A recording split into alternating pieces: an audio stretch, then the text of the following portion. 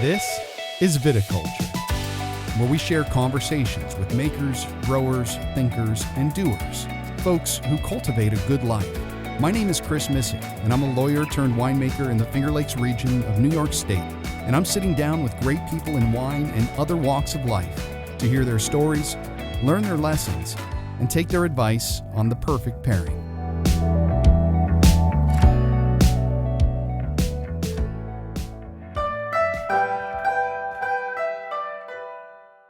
Today I'm speaking with Tom Wark, Executive Director of the National Association of Wine Retailers, a public relations professional specializing in the wine space with Wark Communications, and publisher of the widely read Fermentation Blog. Tom's commentary is infused with history, cultural critiques, and sometimes an element of controversy as he contributes his opinions on a wide range of issues. If you like this podcast, please be sure to rate us 5 stars in Apple Podcasts and like our videos on YouTube. It really helps with the ratings and in introducing new folks to the show.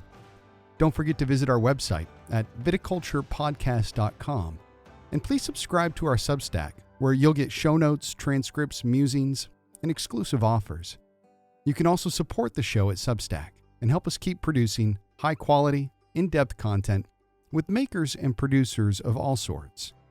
Finally, the least expensive thing you can do to support the show is to tell a friend or share our posts on social media.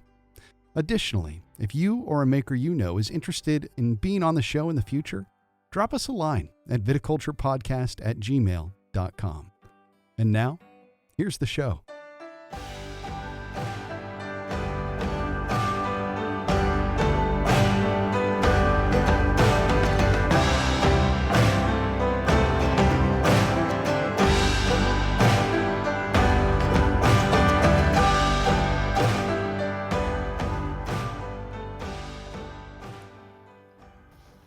Hi, and welcome to Viticulture. Today I have a fascinating guest in Tom Wark, who may not be a producer himself, but he helps the dreams producers have and realizes that through public relations. He's also a great commentator, writing one of the best wine blogs on the internet. He's been doing that for 16 years, and that's over at the Fermentation Blog. So Tom, it really is a pleasure to have you with us today. Thanks for carving out some time here. Shortly, we're right before a big holiday push, and Christmas, I think, is Saturday. So thank you for sitting down with us to talk a little bit about your history, the wine industry, some challenges, and some real opportunities we'll have in the future. Well, thank you very much for having me. I'm excited. I've listened to your previous podcasts, and I like your style a lot, so I'm excited to speak with you and your audience. Oh, thanks. I appreciate that. You have an enormous body of work on the internet and in other interviews you've done. But especially, I guess, with the holidays coming up, nothing really tugged on my heartstrings. Like a story you wrote probably about a decade ago describing your mom. And this image sticks in my mind of a small child trying to grab that large jug of Sebastiani Hardy Burgundy off a shelf and nearly cutting himself. But what that moment when you're a child would mean for you and the relationship with your mom well down the road. I'd just like you to share that with our guests, or with our listeners right now. So thanks for bringing that up. It's one of my favorite pieces I've ever written. So I grew up in California, a little bit north of San Francisco. My father was a contractor. My mother was a housewife, and she was good at it too. But wine was never part of our life. We didn't have wine on the table. It wasn't in my parents' past. You know, they were Midwesterners, and they were bourbon and beer drinkers. At one point, my dad and his father worked for national distillers.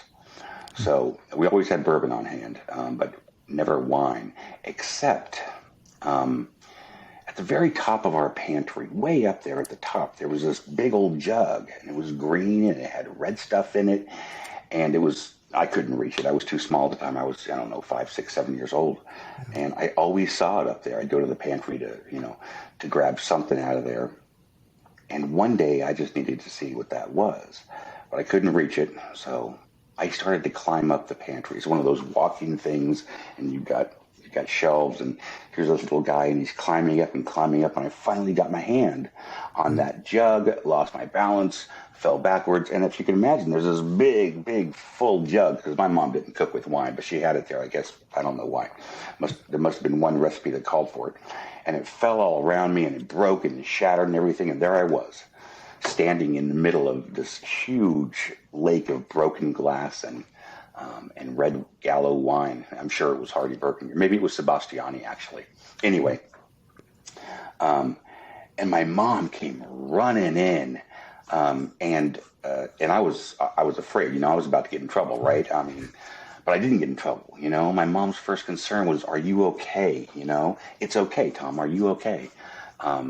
And I'll never forget that moment, because it was one of those moments where you're absolutely sure that life is going to end, because you're going to get in trouble, and your mom's going to punish you, and then your dad will come home after work, and he'll get told about it, and you're going to spend the rest of your life in your room. But it wasn't that. She put her arms around me, and she made sure I was okay, and I was okay. But I wrote that piece right after my mother died, and that was about a decade ago. And she had contracted dementia, and it was interesting because my mom was in a home for a little while, and the dementia had really taken off. And I would go to see her, and when I would go in, sometimes she was happy to see her son. Other times she was absolutely positively sure I was her husband. And she'd sit down and she'd talk to George, who was her husband, and you can't correct her, right? No. Why do that? So I'd simply talk to her as George, and we had these decent conversations where she was talking to her husband again. But her death inspired me to think a little bit deeply about my past with her, and that was one of the moments in my life with my mother that really stuck with me, among many. Yeah. And in that, you kind of posit bringing up that story and maybe sparking a memory with her. Did you ever find that happen? With wine? No, not with wine. It sounds like she really wasn't ever that interested in the wine, but in those late years, as her mental faculties were declining, did you guys revisit that story? Yeah, we did. I don't recall, though, if she remembered it. But what the interesting thing about dementia is, you can never really be sure what's going to pop into a dementia patient's head. And sometimes they'll remember these very, very obscure moments in their lives that you would think would be deeply buried. It just goes to sort of the complexity of memory and experience. So we would... I remember the 2 or 3 times when she thought I was her husband, and we would start talking, and she always wanted to talk about her kids, which made it doubly weird because there I was talking to her about me as being somebody else. But she always wanted to know how was Tom doing? Is he still drinking wine for a living? I often explained to her what I did for a living, and she wasn't really able to wrap her arms around public relations and media relations, but that was okay. Whenever I have a new client, I would go over to her place and I would pop open the bottle for her, and she would kindly take a sip. She wasn't much of a drinker. But I'll never forget one time, right before she went into the home, she was really slipping into the grip of dementia, and I poured a glass of wine for her from a new client, and she would usually, again, just pick it up and sip it. This time, she picked it up and she simply drained it. She did and I've never seen my mother do that before in my entire life, of any alcohol, let alone anything, and it was shocking, to be sure, but she acted as though it was absolutely normal. And she said, that's a nice wine, Tom. That's a nice wine, but she had just downed it. And that was one more indication that something was going on with my mother, right? So, but I miss her. I miss her tremendously. She was an important part of my life. My father died when I was 16 years old. So she was omnipresent in my life. Yeah. You described your upbringing as very Leave It to Beaver. Yeah, it was. Yeah, and I loved the imagery of her whipping up a pitcher of Manhattans. Yeah, my dad would have a drink every time he got home from work. My dad worked in contracting. He built homes, and he actually worked for his father-in-law. And he was one of the largest home builders in Marin County, California. But every day he would get home at between 5 and 5:30, and my mom would have Manhattans waiting for them, or a highball, right? Yep. For those of you who don't know what a highball, it's pretty basic stuff. It's bourbon, ice, and either water or soda. And they would sit in the living room and they would have a drink. And then by that time, whatever my mother was cooking would be on the table, and we would sit down, the two of them, myself and my sister, and we would have dinner. And that was how I was brought up. Yeah. And in that respect, I was very, very lucky. It was a wonderful way to be raised. And my parents were a little bit strict with us too. I mean, that was, this is back in the late 60s, early 70s too. My father had not embraced the counterculture, if you will. He was not that kind of guy. So he would complain. I remember him complaining at the table about a variety of different things happening in the culture. And, those damn hippies. But it was an education that we would get at the table. So, yeah, my mom and her Manhattans. I don't know how good she was at making a Manhattan, too. To that day, this bothers me. I'd love to know how good she was at it. Yeah. Well, it sounds like she had practice, so hopefully she worked out the kinks. Definitely. It struck me, too, because there's this sort of personal story, which is an analog to our industry as well, 60s and 70s. And it wasn't coming home and maybe having a fresh, bright glass of Vino Verde for a contractor after a hot work day. It wasn't any one of the California wines, but it was liquor. And I imagine at times it may have been beer. And it brings me back all the way when we're looking at sort of this Prohibition era, when wine really wasn't even a huge factor. It was a populace in this country that was largely consuming wine or beer and spirits. And I went back and seeing some of the other things you'd written in the past. I mean, there was Senate testimony. There are judges. There are lots of people saying Americans don't drink wine. Prohibition isn't even really about wine. And yet it did get tangled up in the mess that was Prohibition.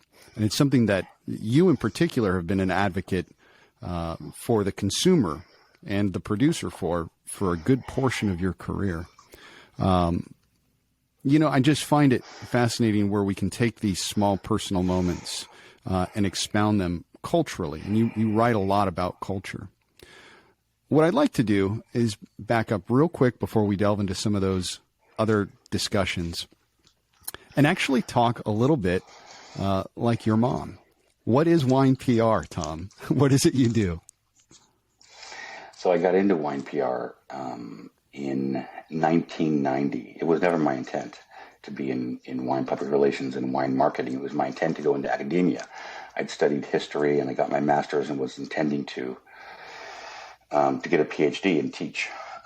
And my last year getting my master's, I was working for a history professor and I was doing some lecturing and grading papers. And I'll never forget getting my first selection of essays from these freshmen in college and reading through them and having to grade them. And they were basic essays like, tell me the theme of the American Revolution or whatever. And I would read these entire paragraphs that had no verbs in them. I mean, these people couldn't write to save their life. And all of a sudden I had this image of doing this for 30 years of grading these papers with paragraphs with no verbs. And I remember I went home and I just despaired and I decided, no, I'm not going to go into academia. I can't do this.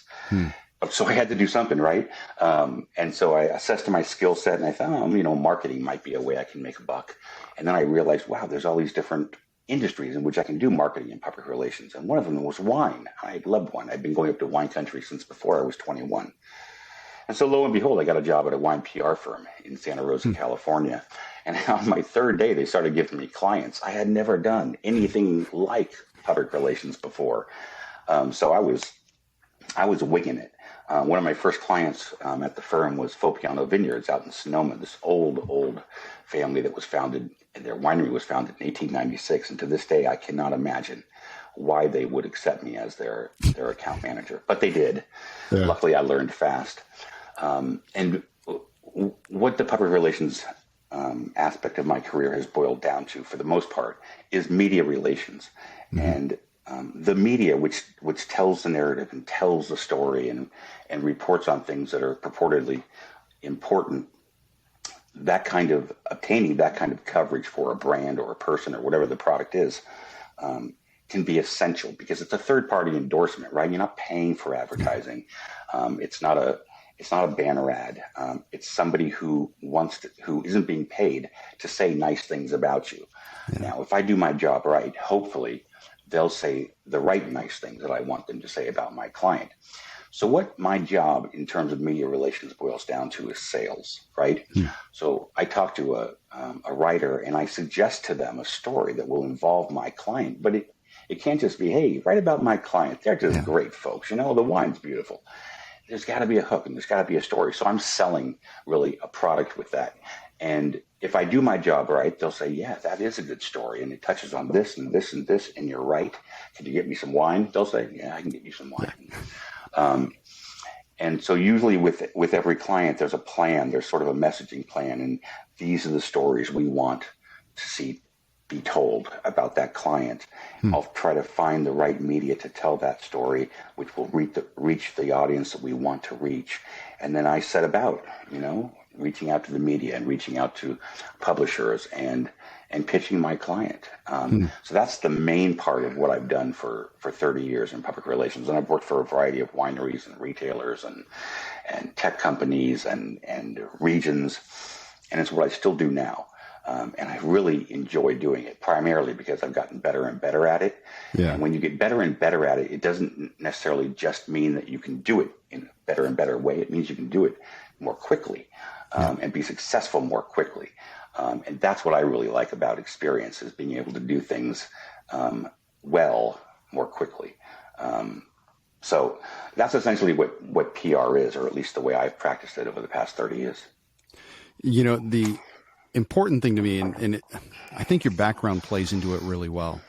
Some of my favorite folks who issue commentary in general on wine didn't come to wine first.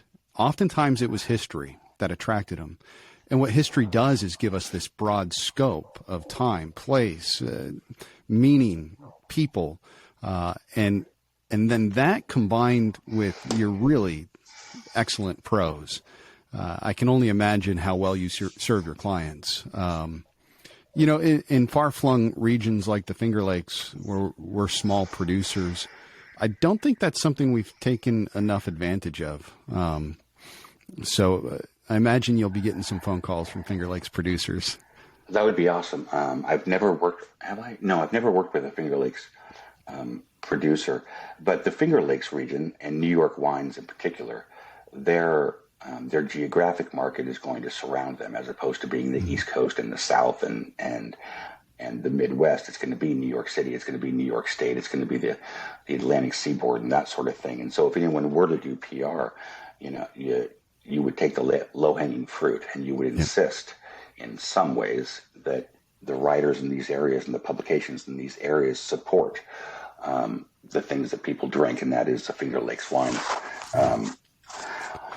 But also the Finger Lakes, you're going to focus on the tourism opportunities that exist there too, and the diversity of drinks, because you've got some really good distillers and cideries up there, as well as wineries. It's been interesting. So I've been in the Finger Lakes. I came from California myself, and came here a decade ago. And I remember trying to do a lot of research in those early days, looking at planning the move, trying to find resources.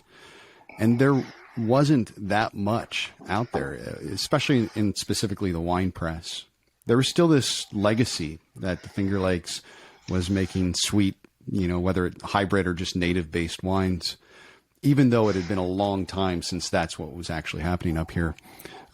But I think the quality of what producers had been putting forth had been rising so much that, by the time I was moving back, within a year, it was a cover story on Wine Spectator, and Wine Enthusiast was really picking it up, and Wine and Spirits, Joshua Green was coming up here. So it's one of those where we may not have the media narrative tied down, but there is a sort of proof of work, if you will, that Absolutely. what we're doing is getting attention because it's good stuff. I haven't heard anybody deny that what's being produced in the Finger Lakes is less than outstanding. That's not the issue. Yeah. The issue is the competition that you face. I mean, Exactly. Even in 1990, when I got into the business, the competition within the wine industry was profound. I mean, when you looked at the number of brands that existed then, it was almost overwhelming. Even then, you would go to a grocery store, at least on the West or East Coast, and you'd think, oh my God, look at all these choices. Now, imagine what it is. Imagine trying to go into a Safeway out here on the West Coast and say, hey, carry some Finger Lake wine. Yeah. Really? But I wanted to move back and just mention one thing. You know Len Thompson?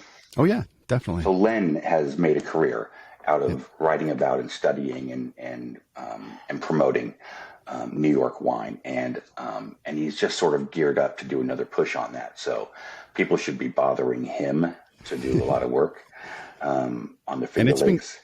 It's been great to see, too, because his platform originally, just New York Cork Report, has expanded to the Cork Report and really covers a lot of the smaller regions. Heavy emphasis still on New York, but Michigan, Maryland, and other places where people aren't necessarily thinking they're making some great wines. And there needs to be more people who are doing that sort of thing. And you can expect the Wine Spectator and Enthusiast and Joshua Green and those guys to do that probably once a year. And you have to make sure they do, you know? Yeah.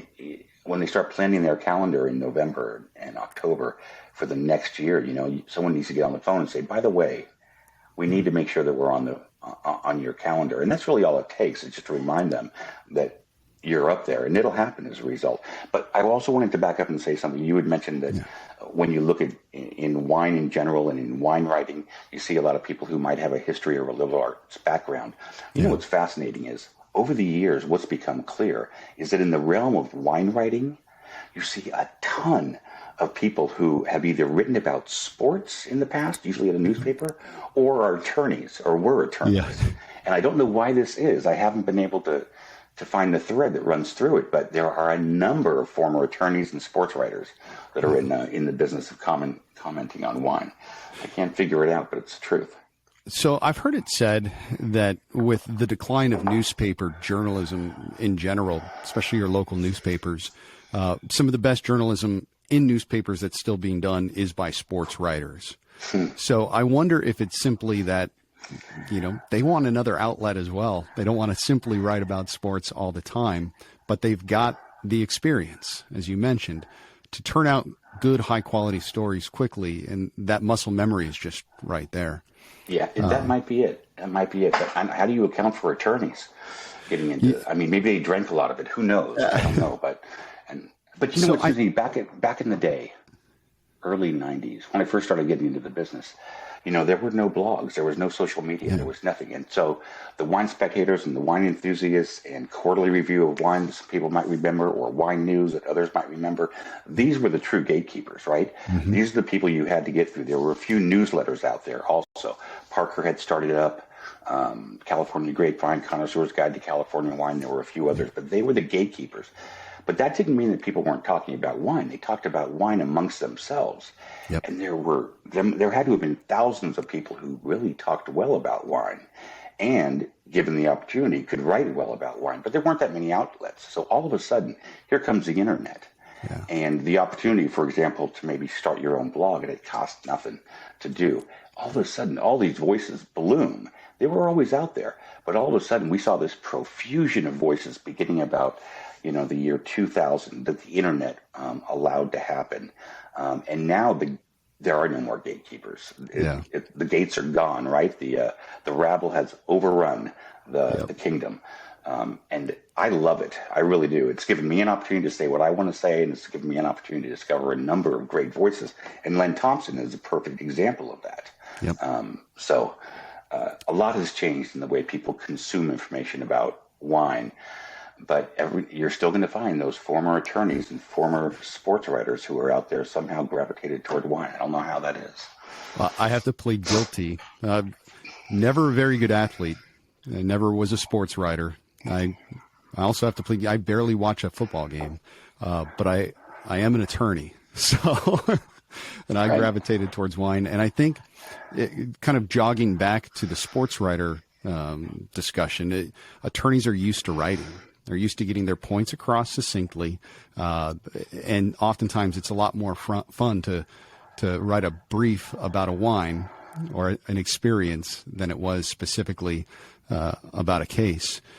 And there's also a relevance there as well, because law, the practice of law, and depending on what specific subject area that you're practicing in, it's sort of like that history or philosophy mindset. You have to bring, it's like in law school, you learn the law, but you're learning a language. And in that language, you're learning the culture of American common law, of American history. And so when you can tie all of these things nice and neatly together with a topic that you're passionate about, I think you're right. And the other part, I think what you mentioned, you're right. The average attorney makes a pretty decent living, and they have the disposable income. And if they don't themselves, their partners certainly do. And there's always lots of wine at different events.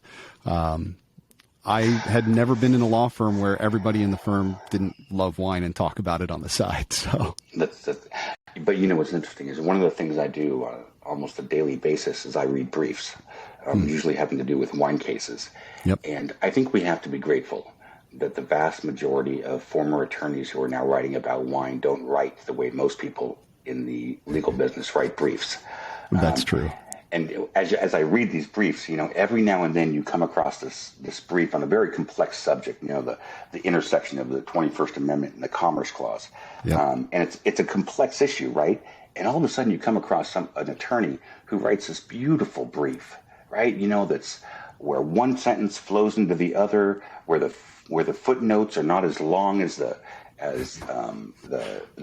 brief, where they use available language that's available to the common. Every now and then you find that person.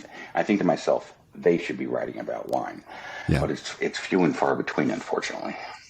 It's required in a lot of law schools, but one of the most important texts really is just plain writing for lawyers. You don't need to, well, in law, in writing, you need to get your point out and you need to advocate for your client, for your case, right? For your issues. But it doesn't need to be overly complicated. And when you can take that step back and then add some of the flourishing of the greatness of the life, the vitality around wine, those two things are a magical combination. I agree. That magic, however, rarely shows up in the form of a legal brief. But every now and then, I've read legal briefs meant for the Supreme Court, which were excruciatingly bad, right? They made their argument. That's fine, and they cited the case law, but oh my God, it was such a bad piece of writing. And you would think that you would find somebody who could up the game. And also you're talking about wine too in these case briefs that I'm reading, and that ought to afford some opportunity some leeway for a little bit of flourish, right? I mean, just, the double entendre, the occasional double entendre would be nice, right? You don't see it that much, so. It would. Especially when, for the court, lawyers love oral arguments. That's where we often get to perform. Yeah. But in reality, oral arguments don't sway the Supreme Court. It's those briefs. It's your written materials. That's absolutely right. So, yeah. It's almost performative, isn't it? It is, absolutely. Yeah. I just virtually attended another oral argument. We did a moot court beforehand, getting ready for it, right? But we didn't spend nearly as much time on the moot court in advance. We spent more time on the briefs, and then what the actual oral arguments become is an opportunity to see where the judges sit on this question. And even that's useless too, because who knows? I'll never forget. I listened to the oral arguments, and it was a 21st Amendment Dormant Commerce Clause case. And the three-tier system is always integral to these cases.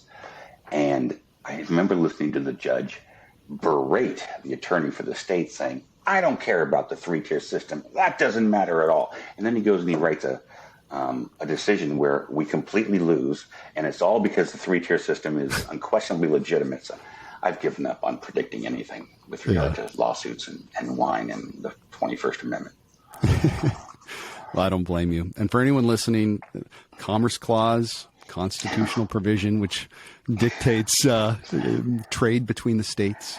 And Dormant Commerce Clause is something that the courts, the law relies on, but is really a legal fiction, an idea that was created in the absence of specific outlines with regards to the Commerce Clause. So I have an idea for you, Chris. If you'd like to lose most of your listeners, we can talk about the Dormant Commerce Clause and they'll all go away.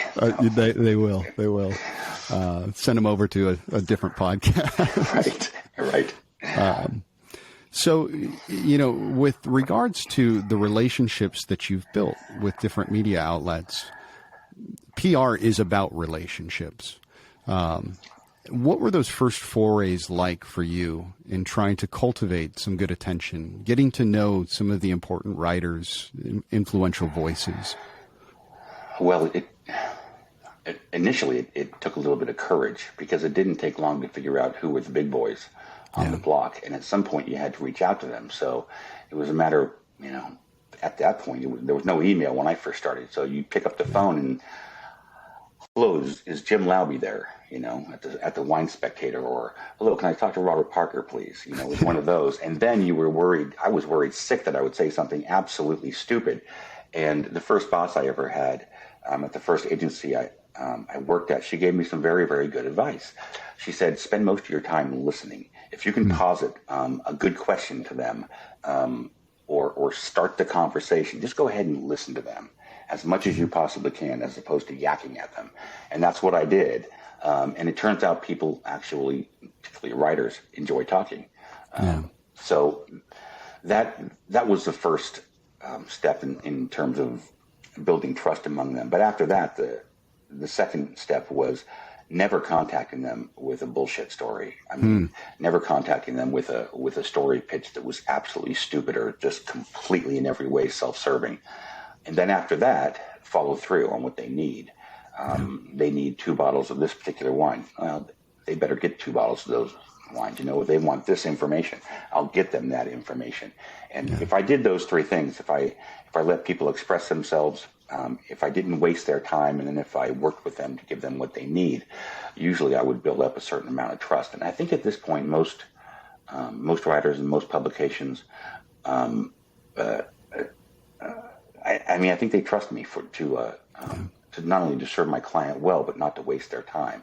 Because one thing's for sure, if you're a writer with any significant outlet and with any significant number of eyeballs trained on what you write, you're going to get inundated with pitches from people like me and people not like me.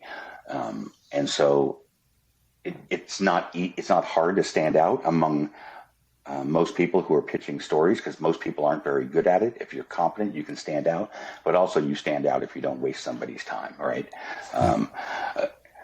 My client just released another Cabernet from Napa Valley. Would like to write a story on it. Really? Another Napa Cabernet? Okay.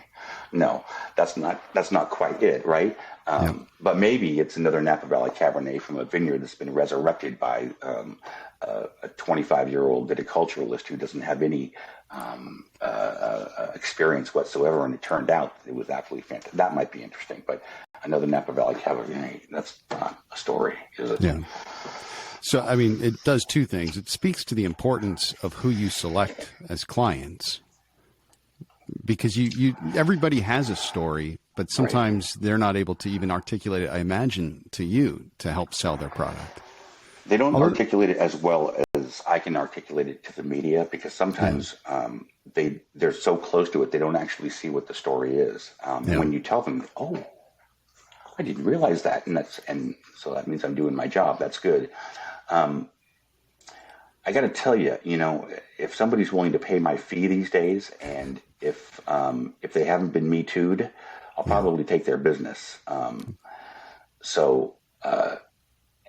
But one of the things I've been able to do over the years too is I have a certain amount of time in the day. I'm a one-person shop. I always have been, and so I have to be very selective about the clients that I take, because I don't have that much time to devote, and I sort of treasure the time that I do have. I like to start working around 4:30 or 5 in the morning, and then usually quit by 2 if I can, because I have a son. I have a 7-year-old son, and he's more fun than my work. So I only have a certain amount of time in the day. So I keep a sort of a select number of clients at this point. So I try to be as selective as I possibly can. Half my time is taken up by the National Association of Wine Retailers. And then after that, it's 2 or 3 other smaller clients. And then I also do my writing too. There's a lot of that going on. So I try to keep myself out of trouble. So 2 quick things. Where you were describing that hypothetical Cabernet vineyard and pitching that story, what the sense I got is it is the embellishments to the story, and not embellishments in terms of lies or misrepresentations, but it's the adornments to the basic straight fact that there's this new Cabernet Sauvignon that make a story compelling. I spend a lot of time personally thinking about aesthetics, and within that, thinking about what beauty is. So in a sense, my conclusion is simply that, beauty is symmetry and these embellishments. But in a sense, a good wine story to be beautiful requires those elements too. It does. It does. I'll always ask myself, well, what does it mean? This new Cabernet that's being produced out of Napa in this old vineyard, what does that mean? Well, there's all sorts of different kinds of meanings. There's the historical meaning. To the vineyard, who planted it, why did they plant it, what happened to it, why has it been out of production. Then there's the story, what does it mean or what does it say about the person who revitalized this vineyard, and do they have anything to do with the history of the vineyard. And then after that, there's the wine. And does the wine say anything besides what the vineyard is? Does it say anything about the person? Does it say anything about the history? And if you can ask the meaning questions, what do they all mean? Eventually, they're going to weave them. The answer is going to weave themselves together in such a way where you have the meaning. And if I have the meaning of this vineyard and this wine, I can probably, and this is always a good thing to do if you're working on pitching a story, I can also relate it to other vineyards and other people who have done similar things in the past. And then all of a sudden you have a story arc that's going on. And then all of a sudden you have something that you can suggest as a story. So I try to look at it from I always try to ask the question, what does it mean? And it doesn't matter what the product or the service or the place or the person is, what does it mean? And so that's always been a guide for me in terms of how I approach understanding what my clients are. Yeah. When you started your blog, the Fermentation Blog, was it simply as an outlet for you to express other writings, or was it an idea, a pitch, if you will, to potential customers to raise awareness for your own company? Or was it a little bit of all those things? More than anything else, I was absolutely convinced that people needed to know what I had to say. I don't know if I was right about that, but honestly, there were all these things happening in the industry. There was this sort of intellectual and commercial ferment going on. And there's all these things I wanted to say about it, but where was I going to say them besides the unfortunate person who sat down next to me, at a table or at a bar or something like that, and I would talk their ear off. And so when the blogging software was released, when the blogging services, blogger.com and typepad.com and WordPress eventually, it became practically inexpensive. Practically free to publish yourself. And all of a sudden you had access to the same audience that Time Magazine and the New York Times had, right? Everyone could access me the same way they could access them. And at the time, in 2004, there were not a lot of people who were exploring this medium. It would explode between 2004 and 2010, but I was one of the first. And I had no interest at all in writing about what this wine tasted like or what that wine tasted like, or who to visit in the Finger Lakes district or Napa Valley. No interest in that whatsoever. I wanted to talk about the business of wine. I wanted to write about the culture of wine. I wanted to write about how wine public relations and the American culture intersect. And that narrowed my audience tremendously, but it narrowed it down to a sort of a trade-based audience. And they weren't getting much of this anywhere else. They were getting reporting for the trade, but they weren't getting people who were commenting on the meaning of the trade and the meaning of what was the meaning of natural wine? What the hell is natural wine, right? And there were very few people at first who were talking about natural wine. So people paid attention to what I had to say. But then more than anything else, I had a certain amount of disdain for the 3-tier system. And I was not shy about, and I still am not shy about explaining my disdain for that system, and the way consumers are treated within that system, and the way certain members of the trade are disadvantaged by the system, and the way the industry as a whole is retarded in its growth by that system. And there was a person before me who wrote a lot about these things, and his name was Jerry Mead, and he was a writer out here on the West Coast, and he wrote forever and ever. He was important where wine competitions are, but he had died, before I started my blog, and I knew Jerry, and he was influential. And there was another guy who was influential in my life, and that is Bill Mckeever. Bill Mckeever was one of the owners of Matanzas Creek Winery, and they were out in Sonoma County, and they were clients of mine. But Bill was a rabble-rouser, right? If there was an underdog that needed representation, Bill was there. And the bigger the enemy was, the better. And I was doing the PR for them, and Bill would sit down and he would pen these letters, right, to people, and they were just rants. And I would say to Bill, you can't send this. You can't publish this. This is libelous. You can't do this. And he was like, well, then you rewrite it.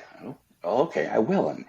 And Bill was very important to me. He was very much a mentor, and he very much situated me toward the little guy. And so he was sort of responsible for me seeing the light in terms of how the industry is run by a very, very small group of people who have no interest except their bottom line. I'm not an anti-capitalist, but we live in a regulated industry, or we work in a regulated industry. And when you work in a regulated industry, the things are impacted by rent sinking. And that's what we have a lot of in this industry. So I would write a lot about that. And I could show you the letters I've gotten over the years, anonymous letters that I've gotten from people who wished harm upon me and are to this day convinced I'm an absolute idiot for criticizing the 3-tier system. Because don't you know, the 3-tier system is the source of all good in America. So everything good comes out of it. So that actually segues into a follow-up question, Tom. You are not afraid to tackle controversial issues. Do you ever feel like that impacts in a negative way your relationships either with potential clients or with wine writers? Let me think. I would imagine that it has, but it hasn't demonstrably harmed the outcomes of my efforts. Everyone today on social media, everyone has a voice, right? And everyone has an outlet to say what they want to say, and people like to use it. And I found that as long as I take a position, and as long as I'm willing to back it up with reason, and as long as I'm willing to back it up with facts and logic, and as long as I'm willing to interact with people who call me on it, then I usually do okay. Now, there are some people who have simply said, well, that man is a misogynist, and that man must be a member of the Ku Klux Klan, and you get these ridiculous sort of claims, and so a little bit of that happens, and you just, you absolutely have to ignore that, no matter who it comes from. But for the most part, I don't get much of that. That's sort of slur that people throw out these days because it's the first thing that comes to their mind, right? Somebody saw me trip my grandmother. You must be a racist. What? I just hate grandmothers. It's pretty obvious, right? So in some respects, I've gotten a little bit of pushback on the positions that I've taken.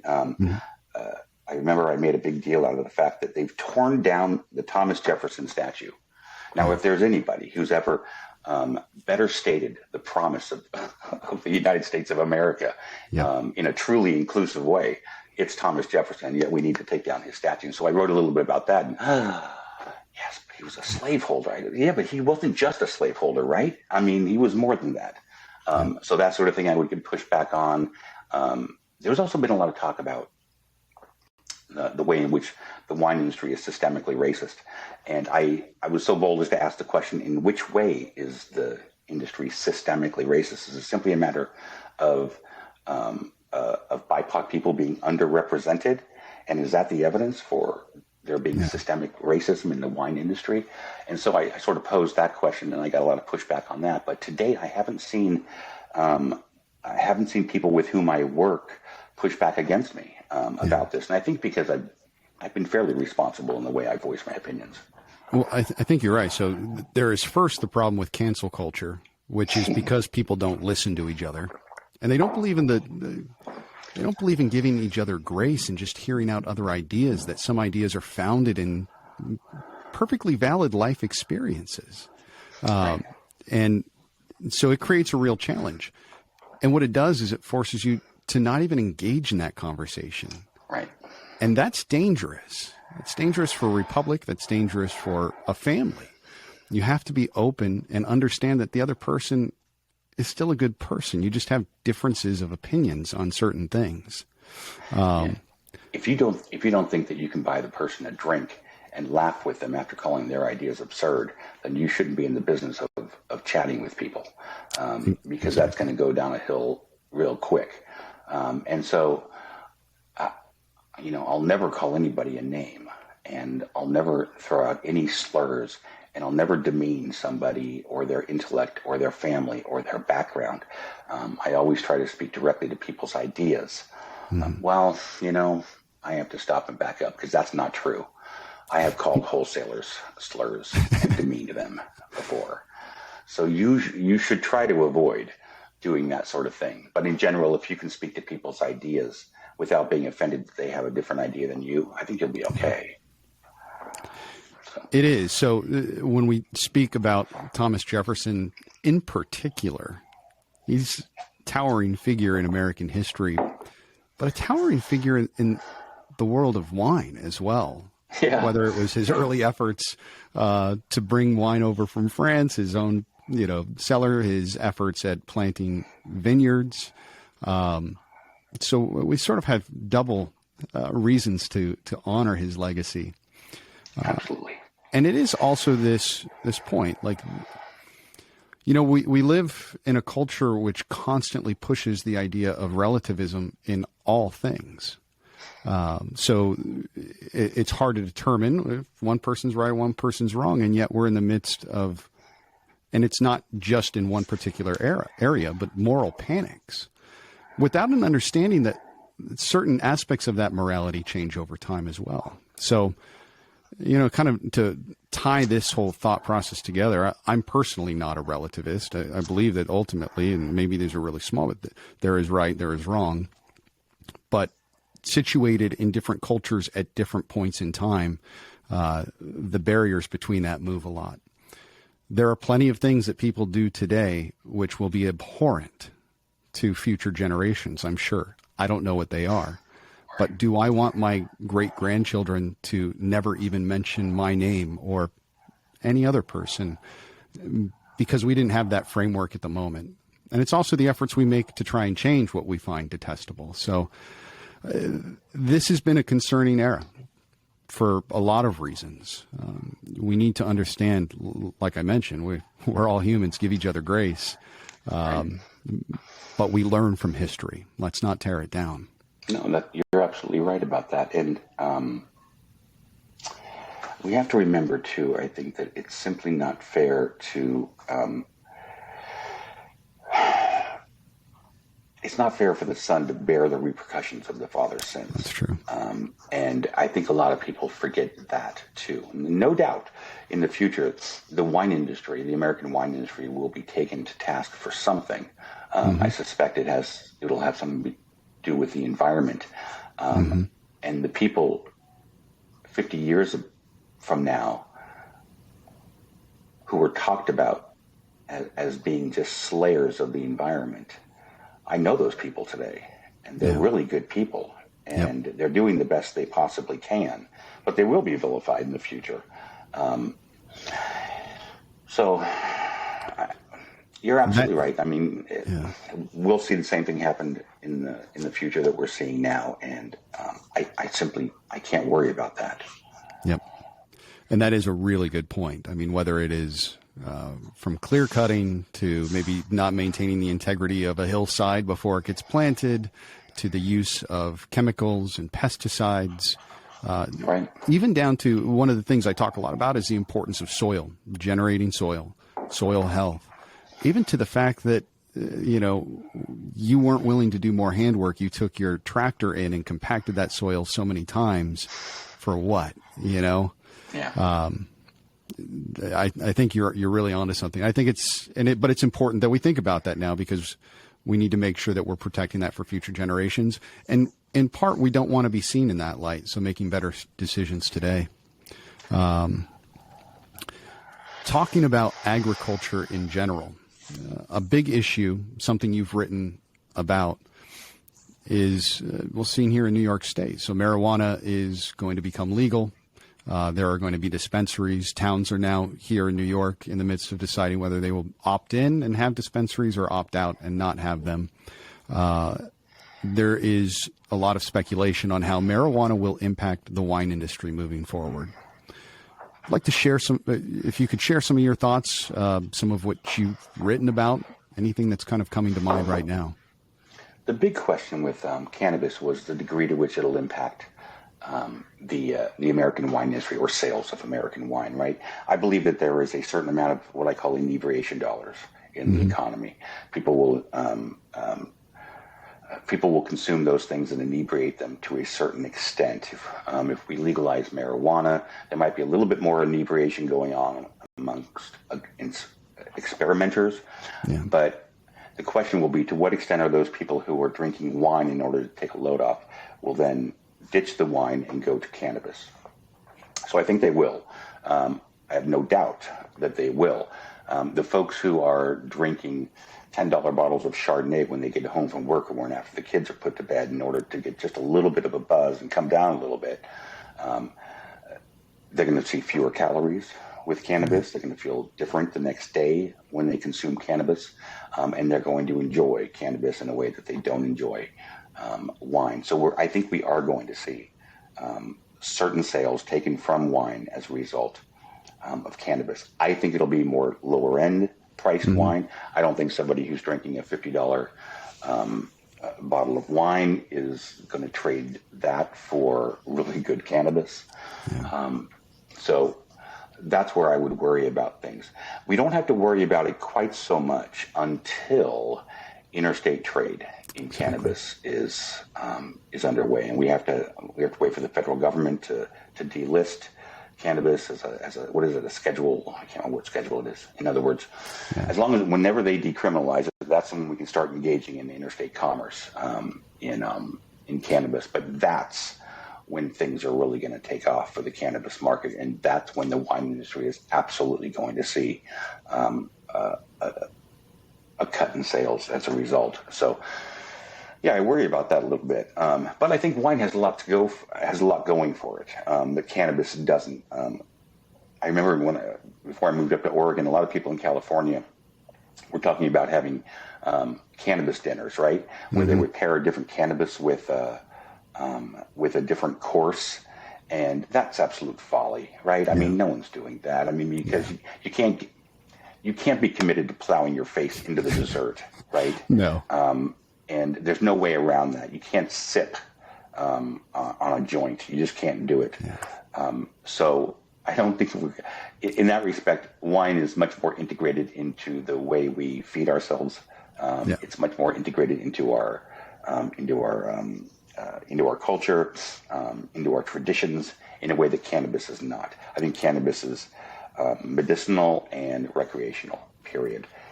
Wine is a little bit more, and so we have that going for us, and eventually the wine industry will figure out that we need to focus more on that, and our marketing is a little bit of the lower end of the market is cannibalized by cannabis.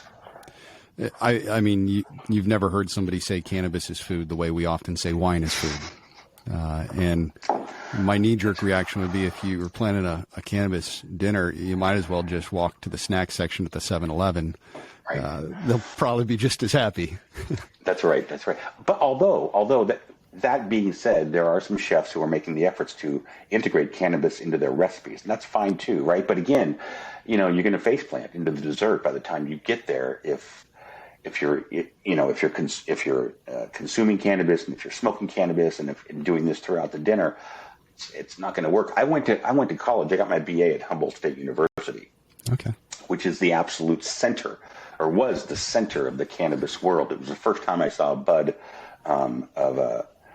of cannabis actually stick to a wall during a sales presentation by the local dealer.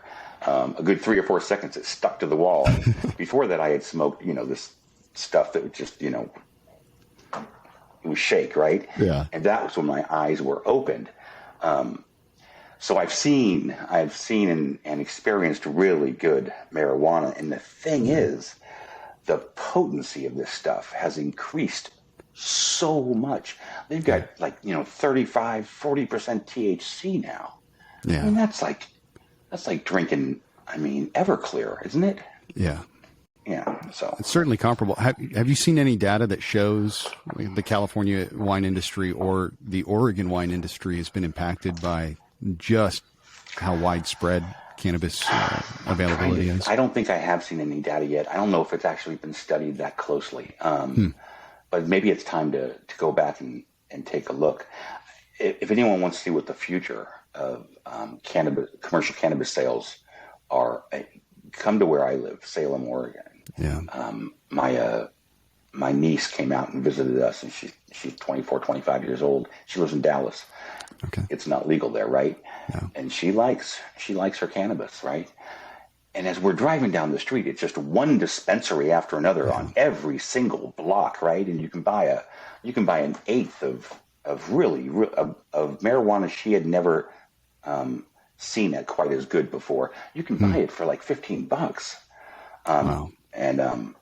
But it's just block after block after block after block, and the same thing's going to happen depending on the zoning laws and whatnot. But all up and down Oregon, it's like that, and so I suspect it'll be like that in a lot of different places.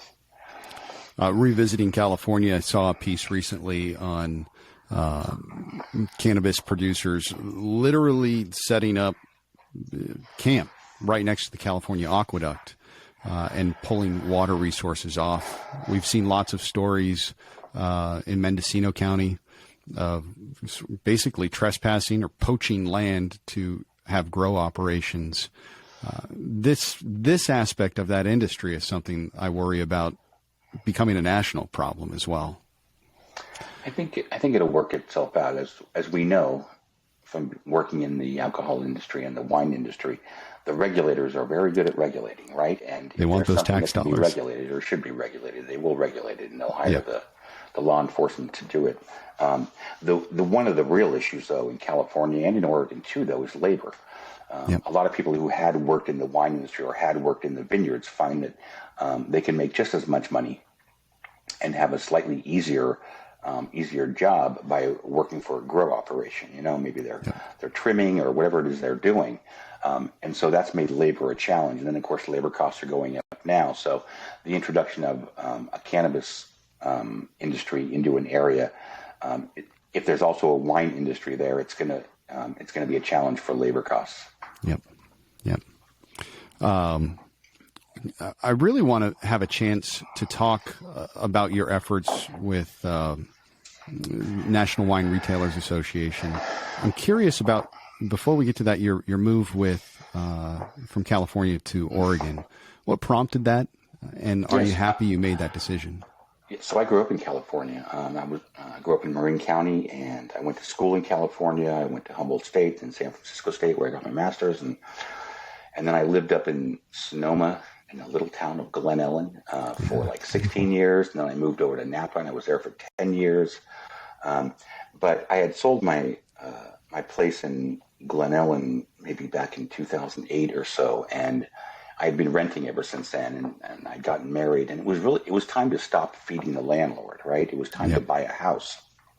We had a kid, a brand new kid, and I wanted a little bit more land, right? And I wanted a decent sized house. And so you look around Napa, and what I was looking for was $2 million.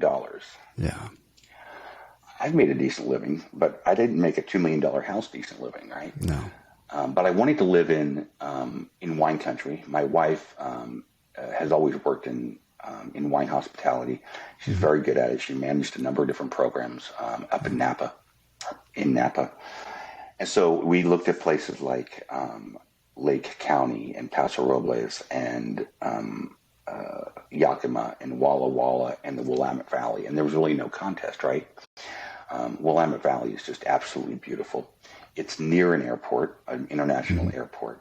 And so we decided we would buy a house there. And we were lucky because, and I think everyone, if they ever can do this, they should do it. Take 2 or 3 years to find the house you want, right? Yeah. And that's what we were able to do. We would travel up here every now and then, and we finally found the house, right? And so the house that we bought here cost under $500,000, and it would have cost well over $2 million in Napa Valley.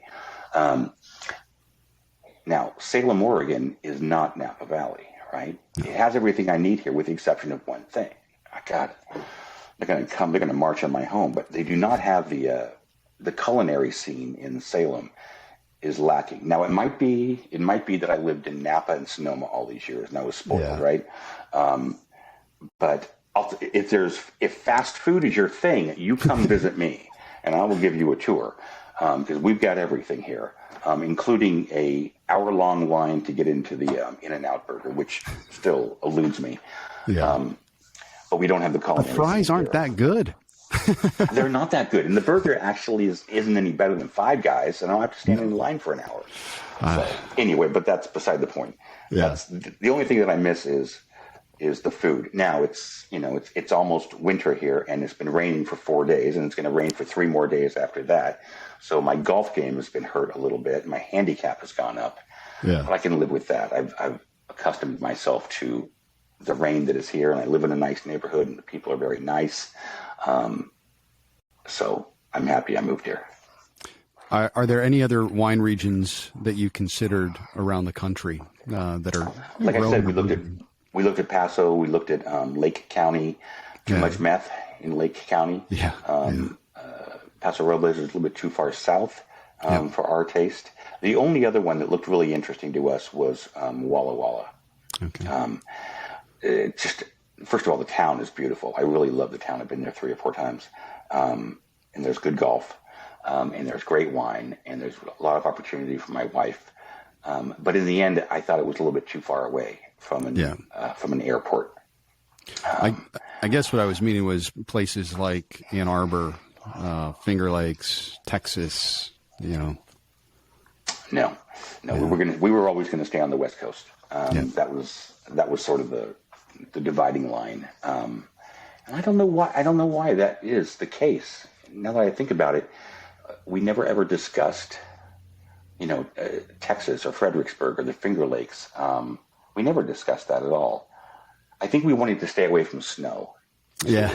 And from extreme heat. My wife is from Texas, from San Antonio. So whenever we want some real heat, we can go there in the summer and visit her father. Exactly. And I mean, to be frank, the economic center of American wine is California and the West Coast. True. You can get to Napa fairly easily from Salem. Not that bad of a drive. Actually, real easily now. Now you can fly directly into Santa Rosa, which is nice. So Santa Rosa, and then you've got Sacramento too, both of which are real easy. So I wouldn't even fly into or out of Oakland or San Francisco if I could avoid it. And so I lived in Sacramento for 5 years. I moved there in 98, left in about 03, 04. And I contest that it is still one of the most underrated cities in California. They've had a great burgeoning food scene. You have great proximity to nearly everything. Yeah. It's been a number of years since I've been back, but... My only problem with Sacramento is it gets warm. It can get really warm in the summertime. Yeah. You're out there in the valley, essentially, and it doesn't cool down at night. No, it does not. So National Wine Retailers Association and some of your efforts to advocate for consumers, what you see as the great progress you've been able to help forge ahead with, and what the big stumbling blocks that are still in the way for consumer access are. So the National Association of Wine Retailers is a national group of specialty wine retailers, and you would know them all. You know, it's the Christie's and Zacky's and K&L's of the world, right? All those people who are sort of dedicated to fine wine. A lot of online retailers, as well as brick and mortar retailers, wine clubs, auction houses. What draws them all together is that all the members are committed to sort of serving a national marketplace. Yeah. In 2005, the Supreme Court ruled in the Granholm v. Heald Supreme Court case. And in that case, the court essentially said that if a state is going to give its own wineries the right to ship wine direct to consumers in those states, it has to give out-of-state wineries the same right to do so. You can't discriminate and say, no, they can't do it. Yep. After that ruling came down, a lot of retailers were excited too because they had been excluded from a lot of states. Yeah. But as the laws started to change, the laws would change so that out-of-state wineries could get a permit to ship in, but out-of-state retailers could not. And so the retailers got together and said, this is BS. They formed an organization. They started to push back. And that's when they brought me on. They wanted an executive director. I had been fairly high profile in terms of my criticism of the wholesalers. And so that's when I came on board. So NAWR works to change the laws to allow consumers in a state to do business with retailers outside the state and to have wine shipped back and forth. And we do it in a variety of ways. We lobby. We get in there and we help write laws, and we advocate on behalf of those laws, and we work with lobbyists. And then also we litigate. It's really interesting because after the Granholm decision and after retailers were not provided permits by states to be able to ship in, we would sue. And the state would say, well, no. Granholm doesn't apply to retailers. In it, the Supreme Court only referred to wineries. So those non-discrimination principles that the Supreme Court enunciated, those don't apply to retailers. And the lower courts bought this argument. And so for many, many years, you try to sue a state and they'd say, well, you know, the protections afforded by Granholm are not afforded to retailers. But then in 2019, we had the Tennessee Wine v. Thomas Supreme Court decision in which Justice Alito said, well, of course, the non-protectionist elements of Granholm v. Heald apply to retailers. Yeah. And so so now we have 8 different lawsuits, federal lawsuits at various, at the appeals court level, the federal district court level. We've appealed to the Supreme Court a few times. And so it turns out that the only people who benefit from retailers not being able to ship over state lines is wholesalers. They feel that that's an example of someone going around them. The 3-tier system at its most basic is the law that or the system whereby a producer must sell to wholesalers in a state, and only the wholesaler can sell to retailers, and the retailer has to buy from the wholesaler. It's a state mandate. You won't find that really in any other industry, but it puts the wholesaler at the middle and by state mandate. So as a result, retailers, for example, can't buy directly from a producer in another state, a distiller or a brewer or a winery. They have to buy from the wholesaler. And so whatever the wholesaler brings into the state or whatever they represent, that's what retailers have to offer in that state. If consumers can't find what they want in that state, the only place they can go now is the internet, and they can find whatever they want, I promise you. But the vast majority of states have laws that say wine may not be shipped into the state by a retailer. And they're perfectly discriminatory, and they're absolutely protectionist. And the wholesalers make very feeble arguments that, no, we're protecting consumers from counterfeit wine, from tainted wine.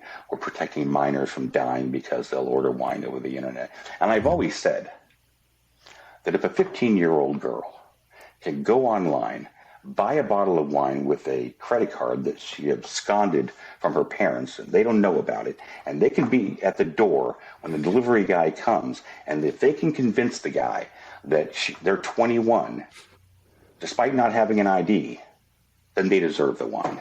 It just doesn't happen. And they can do it just as easily in town, I imagine, too. Well, 99% of, the vast miners, the vast majority of alcohol that miners get, they get from their own home. Exactly. That's number one. They've done surveys and they've asked miners, where do you get your alcohol? Not a single person says the internet. No one says that. They say, I get it from mom and dad's liquor cabinet, my older brother buys it for me, whatever. Yeah. Nevertheless, the wholesalers will make the case that if we allow out-of-state shipment from retailers, miners will be dying in the streets. Yeah. And so we push back against that. We, through lobbying, through litigation, education, working with the trade, so far, we've been able to open up 4 or 5 different states since I was brought on board, which is, in a lot of ways disappointing. We've been sort of hampered by these Supreme Court decisions. But the one thing about this membership is they will not quit. They will not stop. And the only allies these retailers have are consumers. That's the only one. The wineries are not on their side. The vast majority of retailers who only want walk-up business, they're not on their side. The wholesalers are not on their side. The only allies the interstate shipping has are consumers and the media. Whenever you talk to a reporter about this, they look at you and they go, what? Are you kidding? I can't. So it strikes me, obviously my wine, I'm a small producer in the Finger Lakes. It's not going to be sold by Christie's or likely even Zacky's. But, I do have a lot of local liquor stores that do sell our wine. And, they also carry a lot of additional Finger Lakes producers. One of the things as a producer, I can ship my wine now to a number of different states, but I'm not allowed to include bottles from other producers in that box that gets shipped. So it strikes me that allowing retailers to ship is one of these great carve-outs that can let people explore a diversity of local producers in another place. If, just as an example, I mean, right around me, Padula's here in Geneva carries a lot of Finger Lakes wine, and Ryan's in Canandaigua. They could become excellent outlets with their specialty being New York wines. But they're prohibited from doing that. And that could be some great additional revenue as well for a relatively small footprint liquor store out in upstate New York. And you've got this happening in regions all around the country. And you would brand it differently. All of a sudden, it would be fingerlakeswine.com, right? Exactly. And they would feature maybe 100, 200, 300 different Finger Lakes wine, and they would do a little bit of marketing, and you would know at some point that if you want some Finger Lakes wine or a good selection of it, you go to them, you buy it, they'll ship it to us. But they can't because they're a retailer, right? Yep. And as it turns out, by the way, New York is one of those states that bars out-of-state retailers from shipping in too. Yep. And we're going to we have a bill in New York. Hopefully we'll be able to change that. But one of the things that, one of the impacts from all these protectionist laws is we've really slowed innovation in marketing and innovation in sales in the alcohol industry. If restaurants and retailers could buy from out-of-state producers or distillers or breweries, you would see an infrastructure form around that. But instead, most people have to go through the wholesaler. So you haven't seen that technological or innovative infrastructure build up around self-distribution. The same can be said for e-commerce. E-commerce has been slow to come to the alcohol industry, and it's still slow. And as a result, we haven't seen the innovation that can erupt around that when you're sort of freed from these protectionist, discriminatory laws. We will one day, and we'll see an explosion in really innovative work in the industry and getting people the wines they want easily and quickly. Yeah, again, from my own lens, I'm Finger Lakes producer focused on high-quality Riesling. And I haven't met a single somm that wouldn't love to have it on their list in far-flung places around the country. But that work of then being able to find a wholesaler who doesn't want to have some random New York Finger Lakes wine on, in their portfolio and then pay attention to it and, that's another SKU. Overall, what would you like to see happen, Tom? Should wholesalers be able to sell direct to consumer? Just open everything up. If you're legally allowed to sell wine to any entity, you can sell it to anybody. So one of the elements of alcohol regulation that's been consistent since the end of Prohibition in 1933 has been a ban on tied houses. That is to say that in almost every state, it's illegal for a winery to own any portion of a retailer, to own any portion of a wholesaler. And wholesalers can't own producers, and wholesalers can't own retailers. I think that's fine. But what I would like to see happen, and what I think needs to happen, is that, number one, the state-mandated wholesaler needs to go away. That is to say, the rule that a producer has to sell to a wholesaler in the state before they can get on a retailer's shelf, that has to go away, because it's simply stifling. It's stifling innovation, it's stifling sales, it's stifling the expansion of the American alcohol industry. And by taking away the state mandate, nothing is compromised. Producers know how to write excise tax checks and send them off to states just as easily as wholesalers do. Retailers, they've always known how to write checks for sales tax and send to the state. They would, still be doing that. So if we got rid of the state mandate and sort of the state-imposed three-tier system, the wholesaler would still be there, right? I mean, wine is heavy.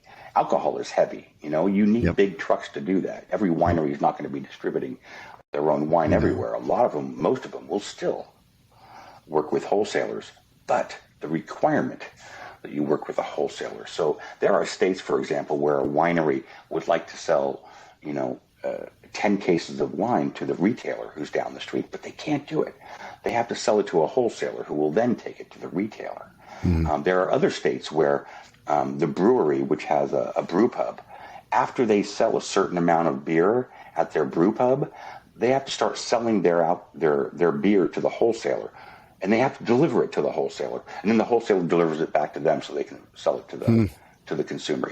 You have these absurd things that are only there to seek rent on the part of the wholesalers and to keep gates up on behalf of the wholesalers. I'm about to publish something on my blog that is an example of who the three-tier system is for.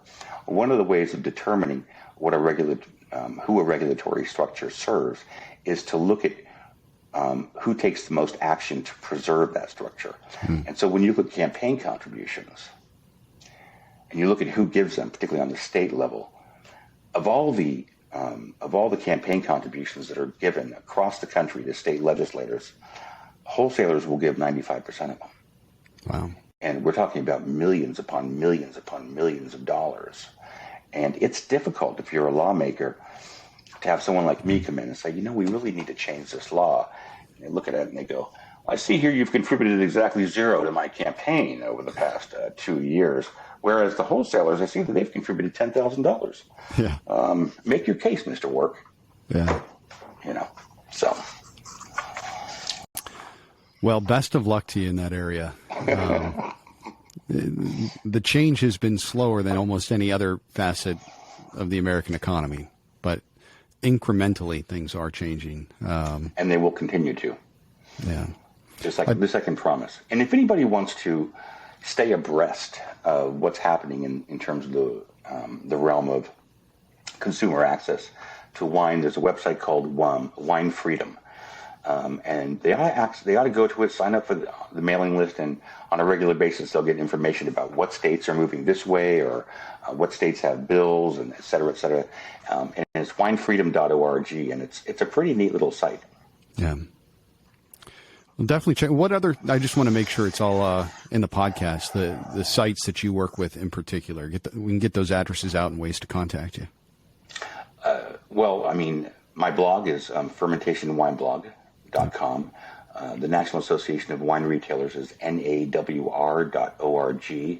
As I said, Wine Freedom is winefreedom.org.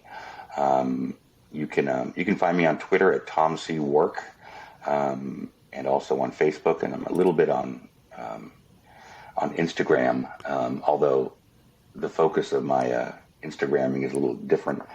And so those are the places where you can find me on a sort of a regular basis. And And I'm fairly active on social media. I sort of enjoy the interaction from social media. I mean, social media is, of course, a cesspool.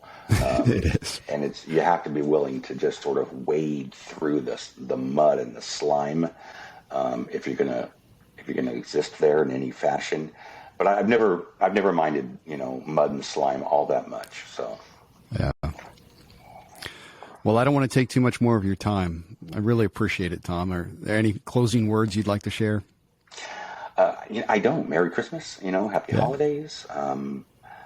This has been a lot of fun. I wish you the best of luck too. This is sort of a really interesting thing that you've embarked on. There's a lot of competition out there for people's ears, and so far it's very, very impressive what you've done. I mean, very thoughtful discussions that you've had with folks. I hope this discussion ranks. I'm sure it will. Our focus is a little different. It's plenty of content with producers, whether they're winery owners or cellar hands.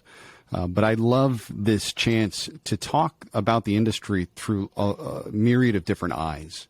Right. And you're such a present force in the world of American wine. I'm honored to have you on. Thanks, Chris. It's good to be here. Well, thanks. I'm going to close this out. This has been Viticulture in one of our online sessions, but really appreciative of Tom Wark joining us. Be sure to check out his work. He's instrumental in changing the landscape of American wine and making sure that consumers have a chance to get what they like. Thanks. I hope you enjoyed this show. This has been Viticulture, where we share ways to cultivate a good life. Don't forget to visit our website at viticulturepodcast.com. Subscribe to our Substack, where you'll get show notes, transcripts, musings, and exclusive offers. And check us out on all the major social media platforms. Thanks again for stopping by.